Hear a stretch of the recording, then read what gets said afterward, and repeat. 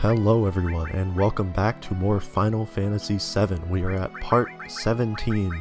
In the last part, we recruited a new party member with Sid, and stole the tiny Bronco, which is now broken, but we can use it as a boat, so you know, it's fine. And in this part, we are going to head west. Even though Sephiroth mentioned a Temple of the Ancients and we gotta search for that, for some reason Yuffie suggested that we head west.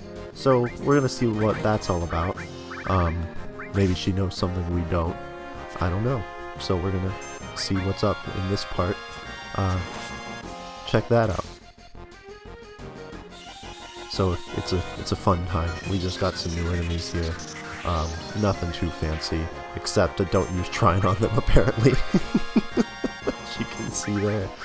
I'm forgetful when it comes to like. There's just so many enemies in this game, you know. You can't remember them all. Unless it's Pokemon and, you know, the entire point is the enemies. This game is not really like that. But yeah.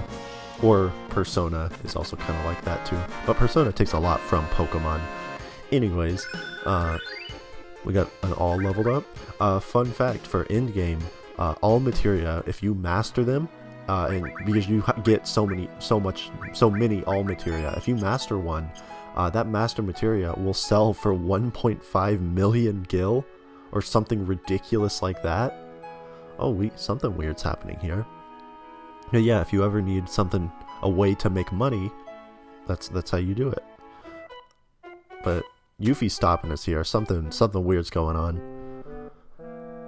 And Barrett's like, what's happening here? Then Yuffie's kind of saying some weird stuff. And Barrett immediately calls her out. He's like, "You're up to something, aren't you?" And Yuffie's like, "No, stop." And then suddenly Shinra troops are here, and then Yuffie's like, "No, it's not me. I didn't do anything." But clearly she's up to something. So something weird's going on. She's kind of been plotting something clearly from the moment we found her.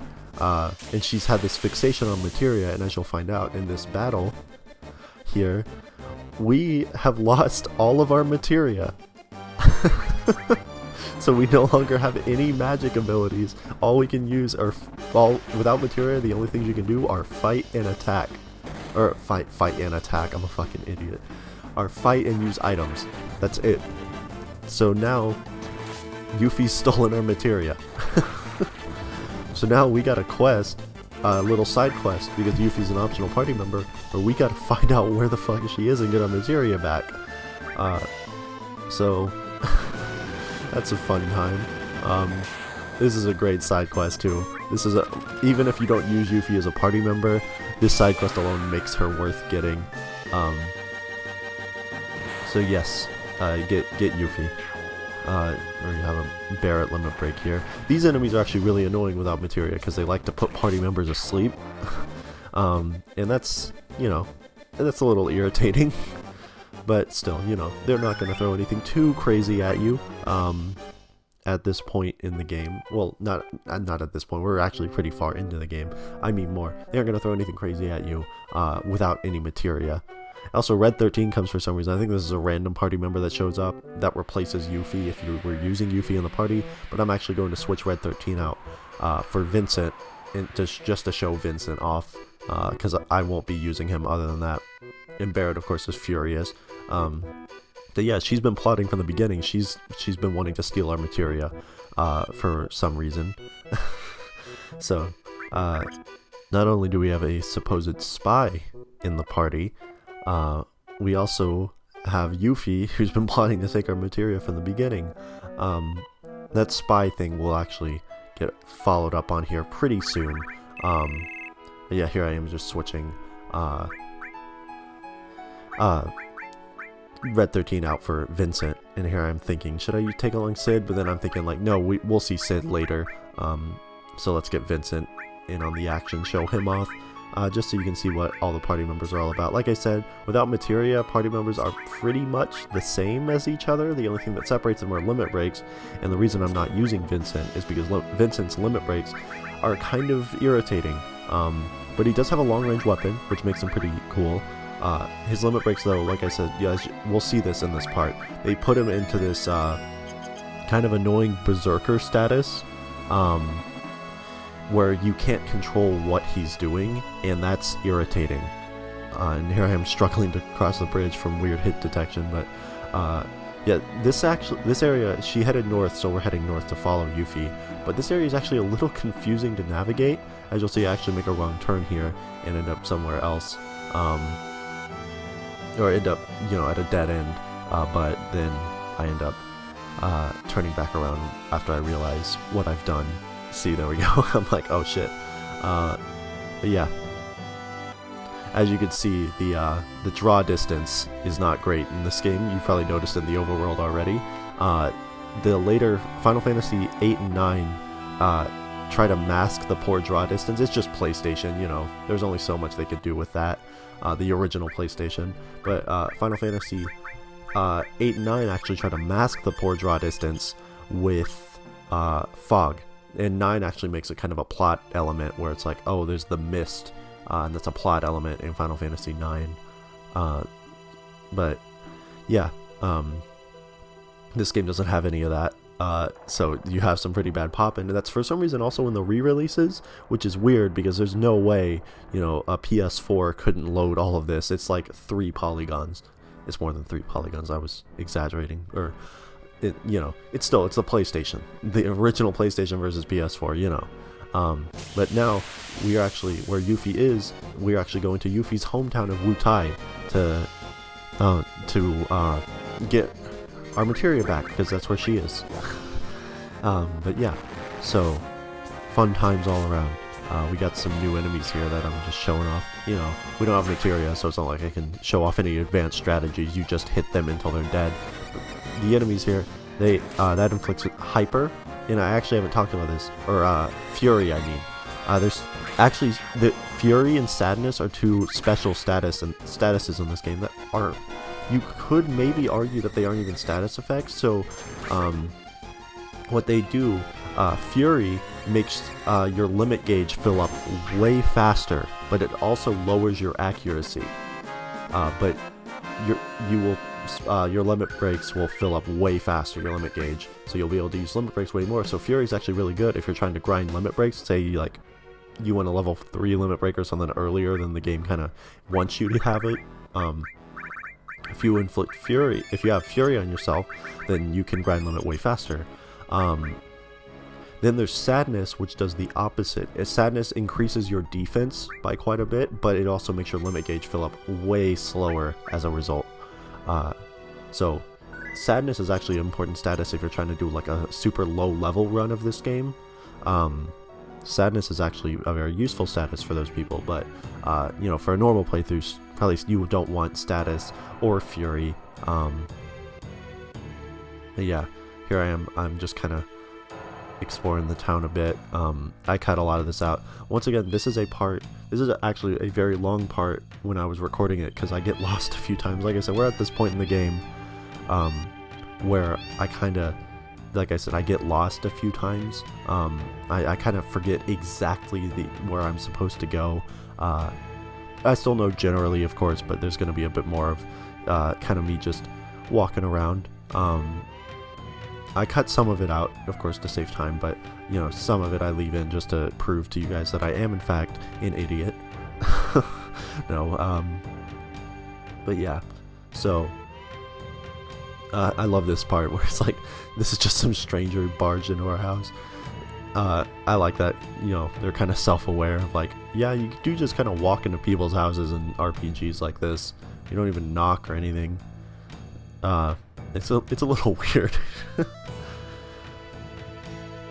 Yeah, here I am just walking around. I was like, oh wait, there's actually some really good weapons in the weapon shop, and I end up cutting this out later, but just buy all the new weapons that are here that you want, because they're very good weapons for this point in the game, because you technically don't need to come here, but the weapons you get here are really, really good. They're like significantly stronger than the weapons that you have currently, but we have to do this quest first to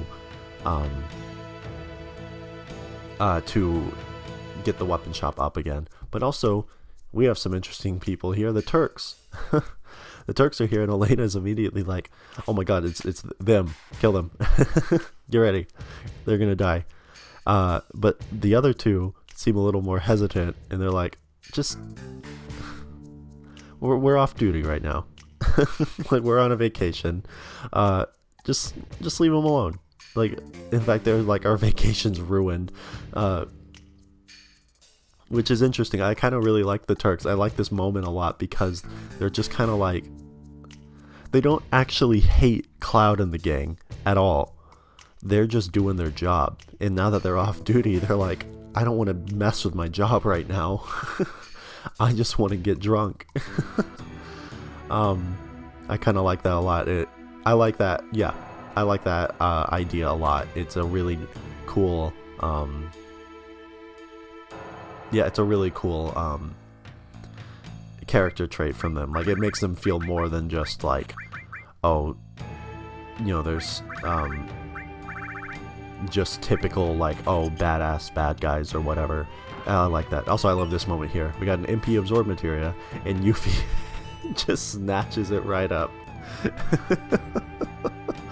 I love that. But yeah. I actually cut a part out there where I was wandering around for a bit. We actually need to go back to that house earlier to find Yuffie. That's where she is hiding. I checked this pot here, but yeah, the Turks aren't just these typical badass people. They're also just badass villains. They're also human beings, and you know, they're just doing their job. That's how they see it. They don't actually hate Cloud. They don't, you know. They aren't just constantly trying to get them. They have a life outside of it too. But Yuffie's hiding behind there. Honestly, I don't know what Yuffie was trying to accomplish here, because like, she knew Cloud and the gang was gonna come to like get the materia back. So I don't know like what her goal is here. Well, I do know what her goal is, but I don't know why she didn't think this through better. Because like, like I said, she knew that Cloud and them were gonna come and try to get the materia back. Like, what was she trying to do? She couldn't just hide from them forever. Yeah, she's now hiding in this pot thing, and she jumps out, and then we kind of have her cornered here, and then she gives up, and she's like, okay, fine. Okay, I was wrong. I'll give you back your materia. Yeah. So, yeah. So then we have to follow her to this place, and hopefully, you know, she'll actually give us back the materia. But first, Shinra Soldier's coming into that bar that we were just in earlier, because, as we obviously know, Cloud and the gang are here. So they're coming, and they're like, we found them. We need to stop them. And then Reno's like, "This sucks. We're off duty. Leave us alone. We don't care. Don't bother us." Yeah. They're just trying to get drunk. They're relaxed, and they're off work. They don't, like I said, they don't actually hate Cloud. You know, they don't care that much. They just see it as doing their job. Which is interesting, like I said. There's a lot of layers to this plot and all these characters, and like, even though the Turks, you know, they aren't around a whole lot. You see them quite a bit, but they aren't around a whole lot. They still are very well fleshed out, and have all these quirks about them. And Elena is the one exception to this. She's like, I think we should do a good job to impress the Shinra. So she's going off by herself to help, hopefully, find Cloud and the gang. Cloud and the gang, that's what I've always said. Because, you know, that's kind of what it is. It's weird, this is the only Final Fantasy I do that for. Probably because the other Final Fantasies, you know, there's multiple stories kind of happening at once. Like, the group splits off at multiple points, like in Final Fantasy VI or Final Fantasy IX. So it's weird to say, like, Zidane and the gang in Final Fantasy IX. But anyways, Yuffie's kind of explaining what happened. So we talked about the War of Wutai. It was mentioned before. That's where Elmira, who is Aerith's adoptive mother, lost her husband, was in the war against Wutai, and Wutai lost the war, and now they've kind of been struggling since. So Yuffie was hoping that getting a bunch of strong materia would help them become very powerful, but she now I love that moment. So she was just kind of explaining what's going on, and then Cloud's just like, that's great and all, but we need our materia back. It's ours. Give it back. And then Yuffie's like, okay, fine. And then gets Cloud to pull that lever, which just traps them, so she has time to get away. So now she's out somewhere else. But yeah, so yeah, she's struggling with, like, she wants to help her home. But once again, her end goal seems kind of like, I don't know how she expected this to go. Like, of course, if you steal all the materia, they're gonna come and try to get it. But oh well. I don't think she was thinking it through that much. Yuffie, always has struck me as not the smartest human being on the planet. She tries hard. She's a pretty fierce fighter, but she's not, like I said, she's not the smartest human being of all time. And then what you have to do to progress, and this actually stumped me my first time I went through this quest. You have to hit this bell, and that causes this shaft to open up. You go down, and then this ominous music starts playing, and we see Yuffie is being kidnapped. So who could it be? You. Who could it be? This ominous presence here. It's Don Corneo. I love that music cut so much. It just immediately cuts to the goofy Don Corneo theme. So now we see he's got both Yuffie and Elena of the Turks, and he's kidnapping them to take him for himself because, you know, he's a mega creep and, you know, just sees girls as objects. He's a great guy. And of course, now we gotta stop him, because even though Yuffie stole our materia, she's the only one that knows where the materia is. So, you know, we gotta help that. And this is a required battle, but I speed it up because this battle takes way too long, and it's enemies that we've seen before. They just love to keep putting me to sleep, and it was driving me absolutely insane. And also, I'm trying to keep Cloud's limit here because we got a boss fight coming up, and it's a boss fight that you don't have materia for. So, having limit breaks is going to be very helpful for that. But yeah, now we gotta save Yuffie because Yuffie's the only one who knows where the materia is. So yeah. Yeah, we're just gonna keep moving on here. I actually went into this house off screen. There's an item in that door behind there that I already picked up. It's a weapon for Red 13. Like I said, I cut it out just to save time because there was a lot of wandering around. But anyways, the Turks now see that Elena's been kidnapped, and they're like, what are we gonna do? And of course, they're going to save Elena, and then they kind of look at Cloud, and they're like, hey, I know, you know, we're technically supposed to be rivals, and we're supposed to be going after each other, but can we just, like, stay out of our way for now, until we get this resolved? And I love this dynamic, because once again, it's not just black and white.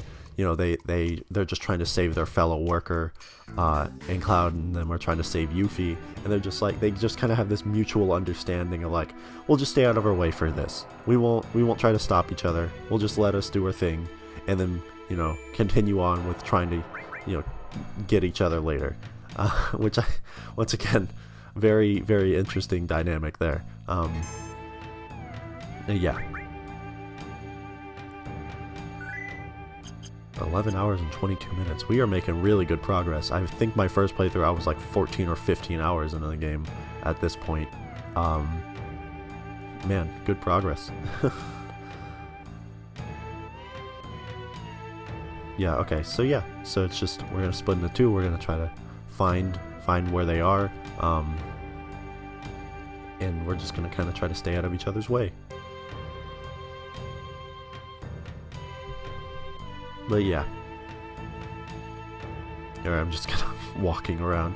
Yeah, you just kind of gotta get to these locations, talk to them, and then keep going, which opens up new paths and stuff for some reason.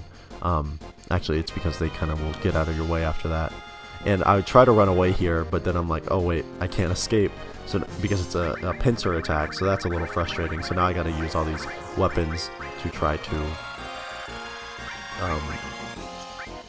try to use all these offensive items to try to actually do damage to them, while they are just draining all of my MP, so that's a fun time.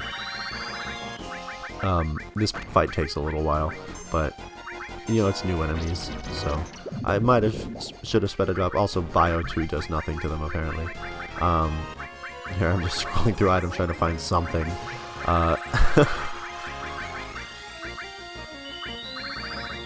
Dimmy too. I don't use Dimmy a lot because like I don't even know if it works on the enemies or whatever. And we can't, because it's a pincer attack, we can only attack one of them at a time. We can't cast it on all opponents. But this is Vincent's, what Vincent's limit breaks are like. He turns into some kind of monster. He only has one limit break per level, which is the only character I believe that is like that. But he turns into some kind of monster, and then you can, you know, do the fun stuff. He goes into berserker mode. You can't control the moves that he's doing. Sometimes he'll hit really hard, sometimes he'll hit for not a lot, sometimes he'll do an attack that actually causes an enemy to heal itself. It's a great time. But now I'm just not using Cloud because I want his limit break for the boss fight. But yeah, man, there goes all of Cloud's MP. It's not like we're using it for anything. We don't have it. We don't have any MP. But yeah, this is what Vincent's limit breaks are like. Of course, he has different limit breaks for each level. This one he kind of turns into this wolf type thing. He also turns into Frankenstein's monster at one point, and then his final limit break, he turns into the Demon Beast Chaos, which is actually a reference to the first Final Fantasy, where the final boss of that game's name is Chaos, and he looks kind of like it too. So fun time. I love how this series, it is an anthology series, and none of the games really connect at all, but they have these references to each other, and they all have these kind of consistent motifs and stuff in them. I think that's really neat. It's kind of like, you know, Twilight Zone or something, where every episode of Twilight Zone doesn't connect to the other, but it's still very much a cohesive show because they have a lot of similar ideas and similar motifs in all the episodes. I kind of compare it to that, or Black Mirror or something. It's pretty cool. But yeah, we're just, you know, walking around here, and we are going to hopefully find. Yep, here we go. We found where they are now, and Don Corneo has them tied up for some reason. I don't know what he's planning on doing there. I think I've just found a new hobby. Why does he have them tied from there? It's just so weird. Or maybe her. Oh god.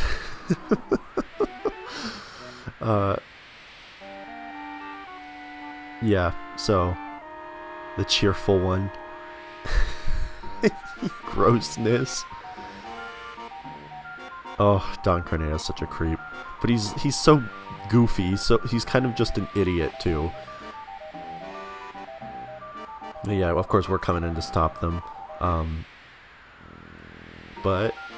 Yeah. Midgar hyena. Don Corneo's like, long time no see. You're the person who I almost had sex with that one time. And then he's like, they're like, how did you get here? And then Don Corneo's like, it's a long story. And then Cloud's like, I don't actually care. Just let them go.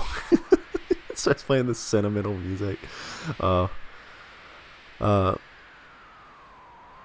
yeah, so now we got a boss fight here that he's going to send in. So, you know, that's a fun time. It's just, this boss fight, because you don't have materia, can actually be kind of a problem, which is why I wanted to have Cloud's limit break ready, because I almost kill it, like, with just Cloud's limit break. Clem Hazard is something else. Cloud's level 3 limit breaks are also really good. We'll be getting Meteor Rain, which just is a multi-hit attack that just does a shit ton of damage, and then also Finishing Touch, which has a chance of just killing an enemy right then, no matter what health they're at. And then his final limit break, his ultimate limit break, is Omni Slash, which is kind of like Meteor Rain, but even more powerful. It's just this insane multi-hit attack that does a shit ton of damage. Trust me, you'll see that later. Even if, you know, you'll see it at one point in the game. It's required that you do. You'll see what I mean. But anyways, yeah, we're just... that boss fight took about 2 seconds. Limit breaks are, you know, limit breaks are a fun time. But yeah, that boss fight, it can be problematic, like I said, just because lack of materia, but ultimately, not, you know, not that bad, because, you know, they can't make it just ridiculous if you don't have a materia. Apparently no materia runs in this game are possible, and that just sounds miserable. But anyways, he has a trap set, so basically it's like, leave him alone or I'm going to kill them. It makes me so mad. Squashed tomatoes. Yeah, so they're in a sticky situation now. That's a long curse word, Barrett. Jesus Christ. I like how Vincent's cape is moving. Anyways, but of course, you know, we're not the only ones here. There's also the Turks. So they're going to step in and help us out here. Just to save Elena. So, that's nice. I've always loved this part. Like, it's just such a weird thing that they decided to bring Don Corneo back, of all people, for this part of the game. But now, you know, Don Corneo's in a bad situation himself, and Reno comes up and it's just like, he asked him the question Don Corneo always asks us. And then it's the same answers. Number 2.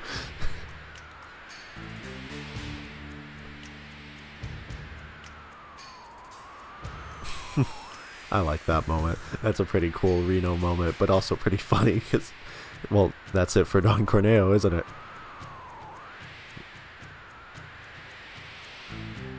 Because it's our job. Yes, it is, Rude. There we go. They've done it.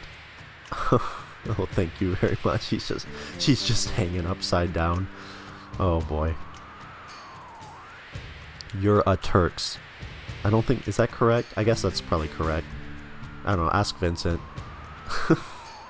the vampire. He's a vampire. God, this game's crazy. Anyways, so now they get a call from Shinra. They're like, get back to finding Cloud. So they're immediately like, are we going? Is this happening now? And then they're just kind of like, nah, not today. Yeah, that's a nice little thing.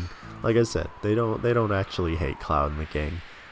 It's just they gotta do their job. So today, because Cloud and them helped them save their fellow Turk along with Yuffie, they're gonna leave us alone for today. So that's how nice of them.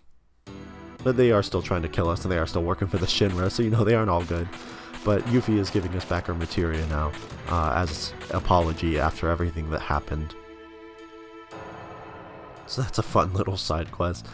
The placement's all messed up. This is actually true. I cut this out, but she mixes up the placement of the materia from where it was before, so it's just all completely wrong. She's just like, don't be so picky.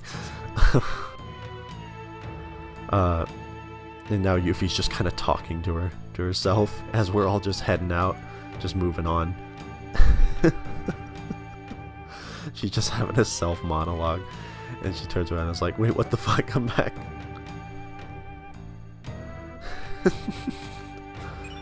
Oh, the MP absorb material that we got and you stole.